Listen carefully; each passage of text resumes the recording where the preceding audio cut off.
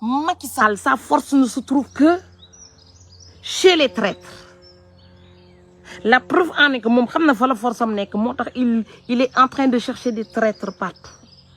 mais pas n'importe quel traître. Macky Sall ay traître politicien lay wër traître politicien. Macky Sall soxlawul Kaliphone, Macky Sall soxlawul maam, Macky Sall am ñan la soxla. Politicien bu am ñaari nit sax c'est pas très grave da koy récupérer. nañu ne parti bi ñoo na ko rejoindre rek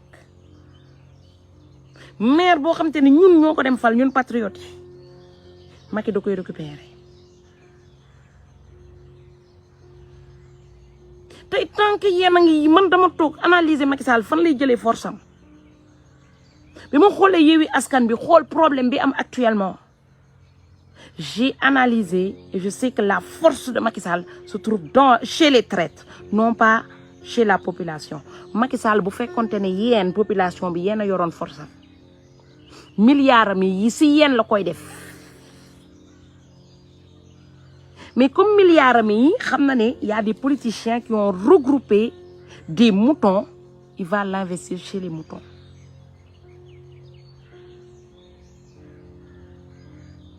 am ngeen choix soit ngeen may assemblée nationale bi gratuitement Macky Sall en allant voter pour des traîtres et les traîtres vont lui donner tranquillement la majorité parce que Macky Sall n'aura jamais la majorité. Macky Sall bu demoon assemblée nationale ak xaj bee koy gagné. Macky Sall bu demoon assemblée nationale ak golo bee koy gagné. Macky Sall bu demoon assemblée nationale bi jën bee koy gagné mooy ku mu àndal assemblée nationale da koy gagné. Macky Sall moo ko gën a xam ñu togg li ñuy togg ba pare. ñu ne Pastef ne doit pas sortir gagnant donc qu'est-ce qu'on doit faire? On doit faire en sorte que Khalifa Sall def liste bi bu defee liste bi du avertir kenn parce que quand tu avertis pas la personne une fois qu'il sait que tu l'as mis sur 50e 60e 100e il va désister. Khalifa Sall xamoon na ne buy déposer liste bi am na ñu bëri bu ñu xamee ne fii la ñu nekk dañuy désister te chaque liste bu amee ñu désister liste bi dañ koy annuler moo ko xam. loolu c'était pour empêcher Pastef mu am ay députés. Khalifa Sall réeroo naax bateau ils font 2 ans non parce qu'en matière de politique pour que ton leader soit fort il faut le diaboliser il faut que ñu diaboliser kenn parce que Khalifa Sall fin de vie la nekk donc il peut encaisser toute la merde parce que fin de vie la nekk loolu il l'a voulu même Barth bu defoon bêtise sax Khalifa day nangu porter ko parce que moom fin de vie la nekk mais durant toute sa vie Barth l'a aidé il va le sauver c'est normal on est en politique. mais yéen est-ce que Yewwi Askan bi ngeen di voter voilà vous votez pour le confort d'une personne parce que man je me suis renseigné apparemment député yu ñuy fal yëpp faluñu leen au nom de Pastef fàtte leen au nom des critères de Yewwi Askan bi lañ leen fale député boobu noonu bu demee ci beneen parti beneen coalition dootul nekkati député parce que dañ ko fal au nom de Yewwi Askan bi moo tax ngeen gis ne Moustapha Niass ak député yi ñu faloon yëpp au nom de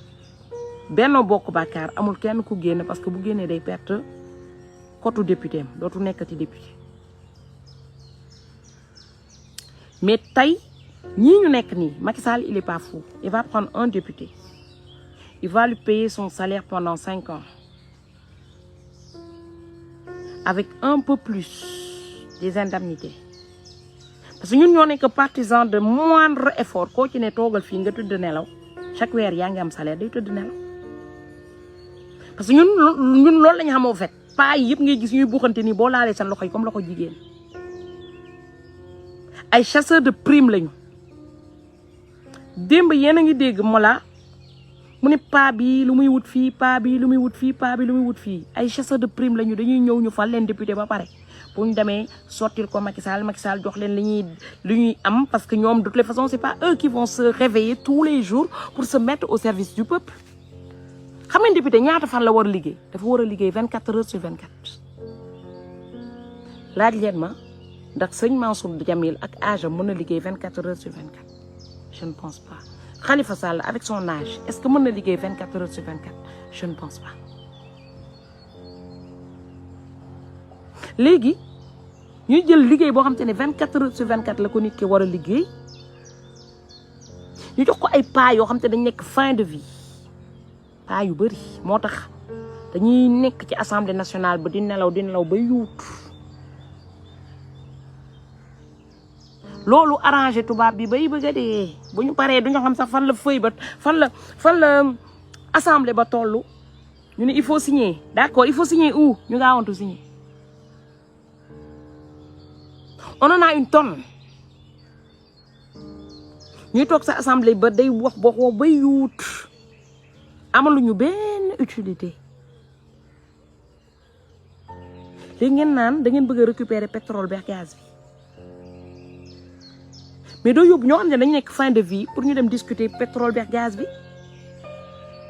paa yi man gisoon naa leen je les avais vus bi Macky Sall comment waxee dafay def dialogue national bi ci pétrole bi ak gaz bi ñu woo curé bi woo paa yi ñoom ñëpp ils étaient là-bas fan la ñu mujjee ñu jël lépp jox ko tubaab bi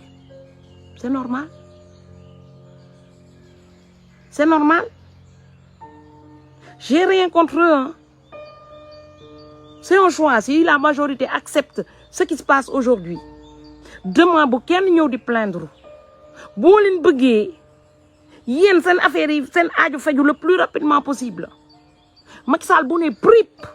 allez taper sur les transhumants comme ça ñi nekk ci Yewwi Askan bi kenn dootul transhumé ci règle numéro 1 deuxièmement bu Macky Sall ne boo seen tourné ne arrêté na parti yu bëri et que il va être majoritaire commencé leen dérailler les rails pour que colon bi bu ñëwee bu mën a dem récupérer zircon bi yóbbu wala day galérer ngeen ne bandi yi fan la ñuy jaar pour dem duggaale leen comme ça dëkk bi kenn du au lieu ñu ñuy agressé ñun ñoom la ñuy agressé parce que zircon xaalis la usine baa ngi tekki suñu kaw suñu doom yi amuñu lu ñu lekk amuñu liggéey ñu ngi agressé ñu ngi loolu règle numéro 1 ñaari règle yooyu boo leen ko comprendre Macky Sall dóor ngeen ko fa muy rootee jee fa ngeen di tëjee robinet bi ci transhumant yi lay rootee jee Macky Sall transhumant yi xam naa instant bi ak gémmiñ gu ndaw gi nag muy naan ñii laan naa opposition bi léegi kañ moom je les ai réduits à leur juste valeur après je vais récupérer les transhumants parce qu'ils n'auront plus le choix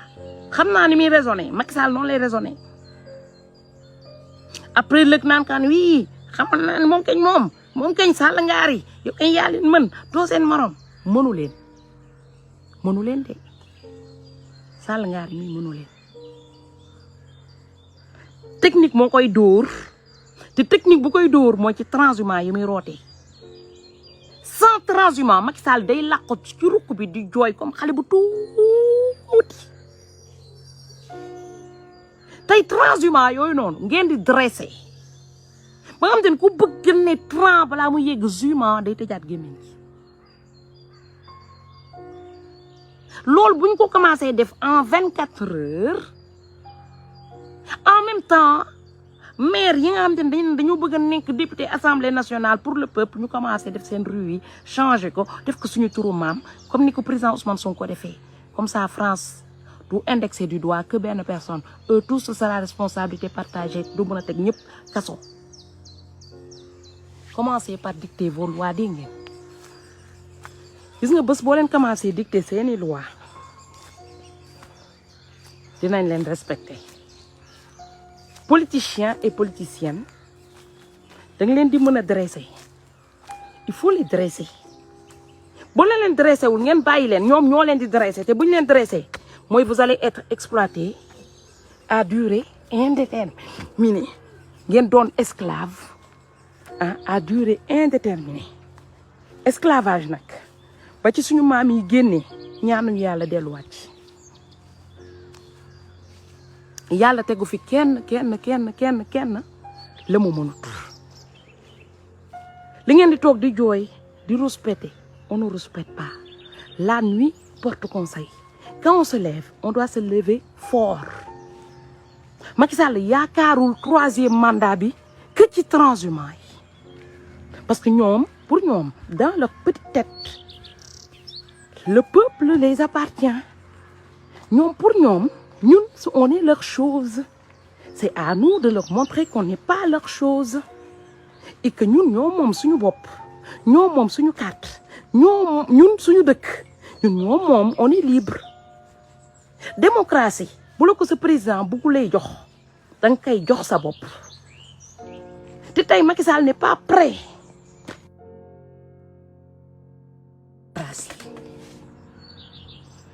boo leen toogee ngeen foog ni Macky Sall il est prêt d'instaurer quelque chose il n'est pas prêt les politiciens et politiciennes ne sont pas prêts d'instaurer la démocratie ndax nguur dafa neex ñoom dañuy ñëw pour comploter pour aller verser yëpp Macky Sall pour renforcer Macky Sall balaa ñuy renforcer Macky Sall dinañu leen nokk benn par benn di nga boo leen commencé jox avance c'est-à-dire le premier con là qui est à Tamba kooku boo leen ko nokkee rek Macky Sall day dellu ginnaaw parce que danaan fii mënatuma récupérer transhumance soit day ñëw respecter population bi par la force parce que avant traître dañ leen daan teg ci place publique bi lapider leen ñu dee benn yoon avant dañ daan rey traître yi mais ñun bu ñu commencé jël traître yi di leen jox entrée et sortie libre di leen recevoir comme des gens normaux ba léegi traître yi dañu ñëw di def caca suñu kaw bopp bi parce que le traître il y va xoolee li ñu dal Guédiawaye élu yoo xam te ne ñun ñoo leen fal Macky Sall récupéré waat élu yi amul kenn ku ñu ñuusoo leen kenn de amul kenn ko leen porter plainte amul dara lu leen ci fekk Macky Sall ñëw facilement récupérer traître yi mu ñam ko mu neex Macky Sall am tuuti maire yi ba pare mu yab leen leeb boo xam te ne nee na am na maire yu bëri dañuy paree transhumé moom calculer na nombre de maires yi nga xam te négocier na ñoom ba pare pour que bu ñu transhumé moom mu mën a étaler royaume wacc leen yéen dans votre merde balaa muy am Macky Sall séntu naa fi muy jëm te fi muy jëm nii balaa mu fay yegg yéen a war a anticiper affaire bi règle numéro 1 commencez par agresser nokk ñuus les transhumants aller vers les transhumants la force de Macky Sall ne se trouve plus il peut plus convaincre le peuple te il lui reste que mu saboter suñu politique récupérer transhumants yi pour que ñun ñu mën a wax ne politiciens yi yëpp ñoo yema ils sont tous pareils après ñu wàccee leen dëkk bi day yomb torop c'est très facile Macky Sall li mu bëgg dafa tigoo Macky Sall yàq tigoo loo leen bokk Macky Sall yàq tigoo loo leen bokk yéen a bokk maam yéen a war a bokk maam parce que yow fàtte woon naa ne tu es Charlie parce que lañ bëgg yomb na torop t'aimes trop la facilité le gars au lieu nga ne moo tax na population bi déedéet yow tu passes par les raccourcis quoi tu récupères un transhumant tu récupères quelqu'un qui doit déposer des parrainages tu récupères mais affaire de bassesse yoo xam te ne c'est tellement bas mun na ñenn bi ñu naan Macky Sall mu ngi liggéey mais booy liggéey demal yow ñi ngay liggéey ñoom ñooy jugé boo demee ba nga xamante ne fa nga naan yow yaa ngi liggéey yow yaa ngi def ñooñu dem gisuñu li ngay def mooy li ngay def doyu leen tu te casses déedéet Macky Sall day wuti ji ay transhumants les choses les plus faciles après yemul foofu am na transhumants yoo xam te ne ils le font d'une manière tellement civilisée que doo leen xam ne ñii transhumants lañu xam nga yenn transhumants yoo xamante ne comme ki nekk man je peux pas comprendre un coordinateur ou bien un représentant de Pastef qui n'arrive pas à gagner dans sa ville, d'accord, non, on fait rien, non, on fait rien, on le redonne. Un politicien qui fait des conneries, non, on lui donne une seconde chance. La population sénégalaise, on vous donne aucune chance. Mais politiciens et politiciennes, ñoom dañuy jox seen bopp chance, jox seen doomi chance. Vrai lion maa lay nuyu bu baax a baax. ñoom seen famille dañuy am chance, mais vous n'avez, on dirait que vous êtes né nu ñu koy waxatee ku umu dafa mel da ngeen umu. On dirait que vous avez la poisse quoi. Limite ñoom dañ leen di considérer comme des gens poisseux. ñoom pour ñoom yéen vous avez la poisse hein. Ñoom ils n'ont pas la poisse non, ils sont nés avec une cuillère en or eux ils ont le droit à tout, vous n'avez droit à rien. Léegi nag politiciens yi ngeen ñaf seen ndey les transhumants fa la Macky Sall yaakaar nguuram. Macky Sall veut avoir un 3e mandat grâce aux transhumants. Bu fekkee dafa cóole ah mu wut benn transhumant boo xamante ne daf koy paas bal bi kenn du ko fi paasante dégg ngeen bal bi kenn du ko fi paasante non ça peut pas dafa yomb torop. Laay Wade paas ko Macky paas ko Karim paas ko kan ainsi de suite libéraux pendant 50 ans. ñoom ñëpp Aïda Mbodj loo ñëw jël si préparer libéraux pendant 50 ans moo tax ma ne leen commencé leen di news transhumant yi. Ki nga xam te ne moom moo nekk Bambey news leen ndayam. Ki nekk Bambey news leen ndayam. Di nga boole newsee ndayam Aïda Mbodj du dem elle va pas partir.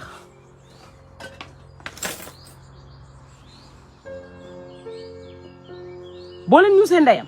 Aïda Mbodj ne va pas partir. Da ngeen bëgg ñoom ñëpp ñu toog commencé leen nokk benn transhumant ñu seen ndey ñuus leen boo leen commencé ñuus ñoom ñëppay ne cocc.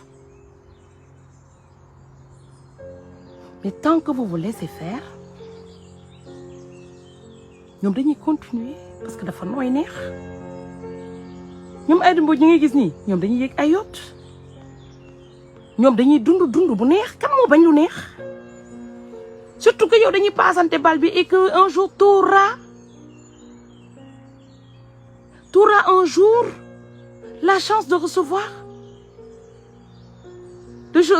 le truc. Ibrahima Sané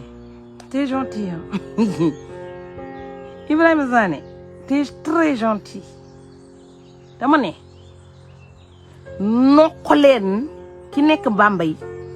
comme ça Aïda Mbodj bu naree dem waxuma ne day dem de bu naree dem dina xam li ko ciy fekk c'est tout ce que je dis. Ki nekk Bambey boo leen ko nokkee Aïda Mbodj bu naree dem dina xam li ko ciy fekk.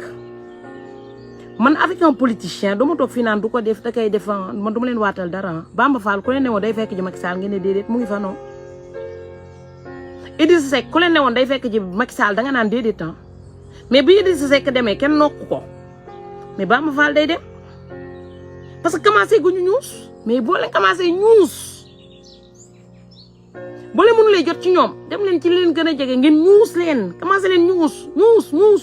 parce que c'est une trahison envers le peuple. Tant que les traîtres vous ne les tapez pas vous êtes en train de renforcer la force de Macky Sall.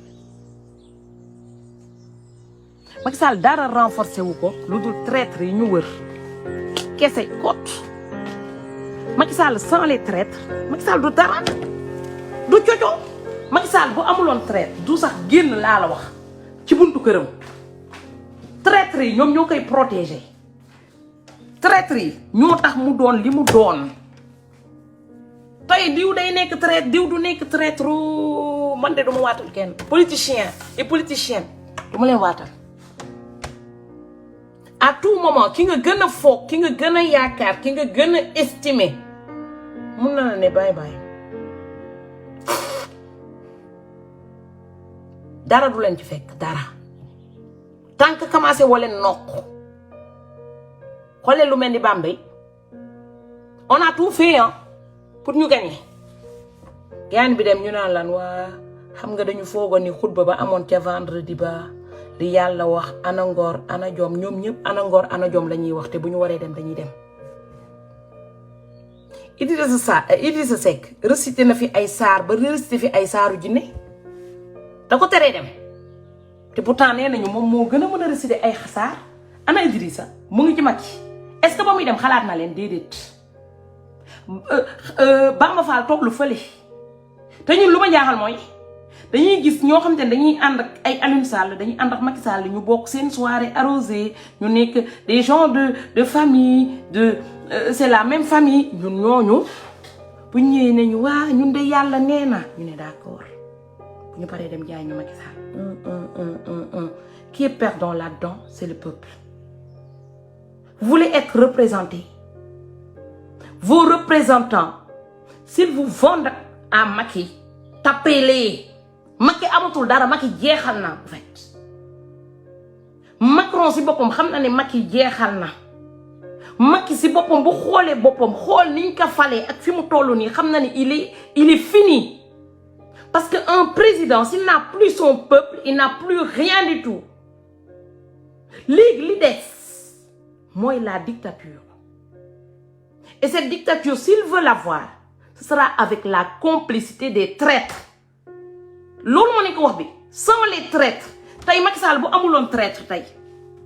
du sax am dara Sénégal le peu de mairie qu'il a les peu de choses qui lui restent au Sénégal c'est les traîtres léegi restez là à réfléchir midi à 14h parce que tey ñi nekk ci Yewwi Askan bi nar a nekk traîtrisme il faut que ñu joxe bonne leçon de morale pour que bu ñu naree dem qu'ils réfléchissent 1000 fois avant de partir tey amatum ñu pour saaga leen man nee naa bu ñu ma dugalee ci coalition bi je voulais pas y aller man leen mariage forcé la man mariage kenn du ma ko forcé ba mu ñëw ba dugg léegi instant bi dugg nañu on est arrivé à un stade où on peut plus virer personne il faut les maîtriser et pour les maîtriser il faut commencer par taper les traîtres c'est tout ce qui vous reste à faire di nga boo leen tapé wu les traîtres chaque traître est une force pour Macky Sall tey tant que yéen a ngi di accepter ce comportement traîtrisme naan politiciens yi ñoom ñëpp a yem léegi comme ñoom ñëpp a yem dañu yarade ko ñoom ñëpp ay sàcc lañu ñoom ñëpp ay fenkat lañu te on est obligé de faire avec ku fi fen ñu sàcc ñu noq la ku transhumé ñu noq la yar bi leen seen yaay yi def loolu yëpp ci yéen dinañ ko def ci yéen léegi population bi moo leen di yar boobu xam nga équipe bu Côte d'Ivoire bi ba ñu demee jouer ji football ñun dañoo bëgg koppar ñu dem jouer ji perte président bi da leen dugal ci néeg yóbbu leen ak policiers yi ñu yettu seen ndey parce que c'était pas gratuit t'as imposé salaire avant de partir on t'a payé plus que les autres tu gagnes pas on te tape tey bu leen commencé wul di yar politiciens yi politicien xam nañ naan jigéen fonkal te bul yu wóolu man dama leen naan politicien fonkal te bul wóolu parce que à tout moment mën na la trahir il faut commencer à le botter les fesses Macky amalatuñ ko dara Macky amatul dara luñ koy jox Macky a perdu Macky il est mort et enterré au cas où xamoo leen ka Macky si boppam xam lu gën a bon mooy nga natt sa bopp ba ngay jël pouvoir ñëpp bëgg la Jacqueline maa leen nuyu bu baax ñëpp bëgg la ñëpp di la accompagner ñëpp naan la yow la jusqu'à ce que tu fasses le con ba ñëpp renier la loolu moo daal Macky Sall te xam na estime ba mu amul ci 10 ans de mandat wam yii du ko amati ci àddunaam Sénégal kon léegi ñun on maîtrise Macky on le maîtrise xam nga ñan la ñu maîtriser gul suñu traître yi parce qu'on n'a pas encore commencé à les botter les fesses de plus on avance tey suñu pétrole bi bu ñu ko jaayee ce sera à cause des traîtres donc commençons à botter les fesses les traîtres parce que Macky Sall est à 2 pas de dégager sans les traîtres la population allait être majoritaire à l'Assemblée nationale mais en donnant gratuitement les traîtres à Macky Sall va être majoritaire à l'Assemblée nationale parce que traîtres yi ñoo koy servir cerise sur un plateau en or ne ko am jëlal vous pensez qu'il va pas prendre tey jël ndax li mu sàcc li Mansour Faye sàcc liñ leen épinglé leen monde bi yëpp di rechercher tey dictature moo ko arrangé wala mu passe bal bi koo xam te ne day assurer arrière am même ki war a assurer arrière am mu nekk ministre des finances Macky Sall xaw ko wóolu parce que nee naan est-ce que du ko def comme Karim Wade est-ce que du ko tëj tuuti parce que Macky Sall kaso la ragal mais nee naa la kaso boobu noonu duñ la dóor de nee naa Macky Sall boo demee kaso bu leen ko dóor mun ngeen ko sax bañ a def foo xam te ne dafa am saw dañ koy jox benn kaani par jour comme ça graisse bi nekk ci biir bi yëpp dañ pendant 1 semaine 2 semaines dina perdre 10 kilos accompagné d'un œuf xam ngeen ku biiram di daw ba pare mu constipé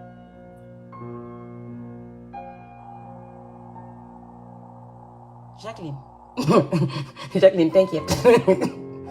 parce que ñun on sera plus civilisé que Macky Sall muy dem douche naan bu nee biir bu daw muy génn pendant 1 semaine ba graisse bi yëpp xott ci biir bi parce que œuf bi c'est riche en protéines day accélérer graisse bi mu yéex mu wàññi poids bi ba nga xamante ne Macky Sall mën na daw après nag ngeen yóbbul ma ko Sabadola comme ni muy def prisonnier yi muy extraire ñun ñuy encaisser muy extraire ñun ñuy encaisser mais loolu pour mu am comme maîtriser nañ ko nañu dem maîtriser suñu traître on en a beaucoup nag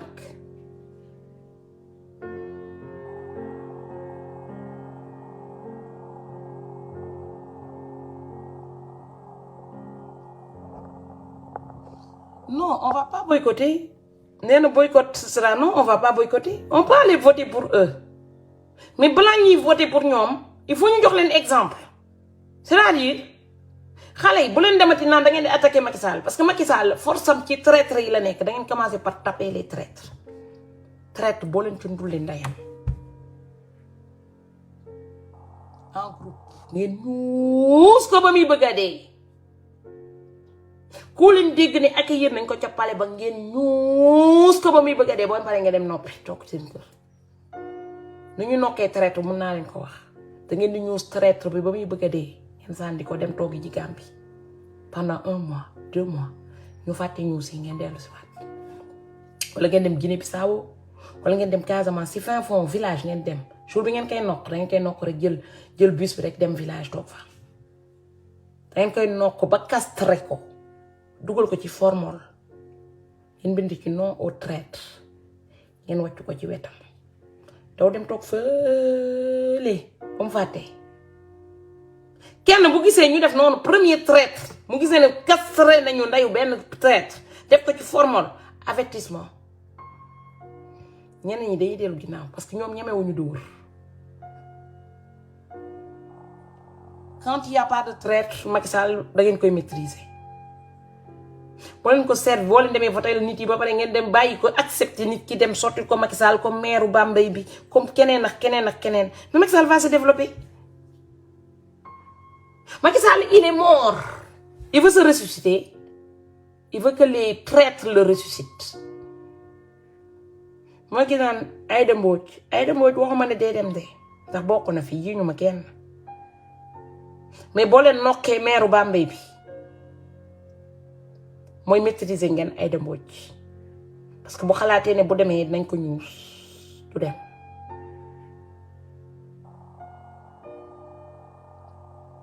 Khalifa Sall def nawoo defuloo c'est pas très grave tant qu'il reste dans le groupe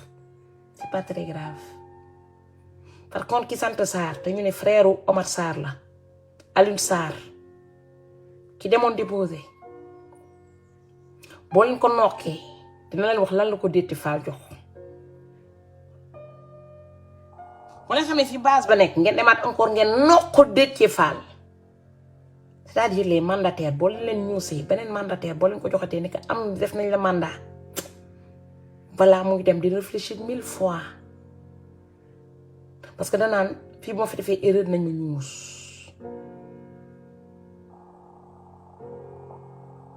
Tant qu'on laisse les traites faire des conférences de presse et nous faire des lavages de cerveau, la chose va continuer à partir, à avancer jusqu'à ce que Macky Sall renforce. Macky Sall, il est en position de faiblesse parce qu'il n'a pas encore assez de traîtres pour maîtriser la population sénégalaise.